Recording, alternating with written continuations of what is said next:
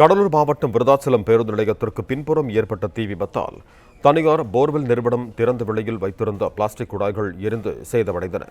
கூடுதல் விவரங்களோடு இணைகிறார் எமது செய்தியாளர் லெசி ராஜா. வணக்கம் லெசி ராஜா, உங்களிடம் இருக்கும் தகவல்களை சொல்லுங்க. கடலூர் மாவட்டம் விருதாச்சலம் பேருந்து நிலையம் பின்புறம் இயங்கி வரும் தமிழ்மணி என்பவரின் தனியார் போர் போடும் நிறுவனம் போர் போட பயன்படுத்தும் கருப்பு நிற பைப்புகள் திறந்த வெளியில் அடுக்கி வைத்து அதனை பயன்படுத்தி வந்துள்ளனர். இந்த நிலையில் இன்று பிற்பகல் 2:30 மணி அளவில் திடீரென அப்பகுதியில் தீ ஏற்பட்டது. இதனால் 15 லட்சம் மதிப்பிலான பைப்புகள் அனைத்தும் தீயில் உருகி கருகின.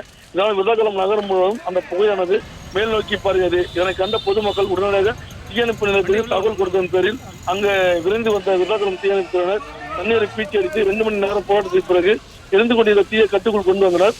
அதன் அருகில் குடியிருப்பு இல்லாத காரணத்தால் பொருட்சேதம் உயிர்ச்சேதம் தவிர்க்கப்பட்டது.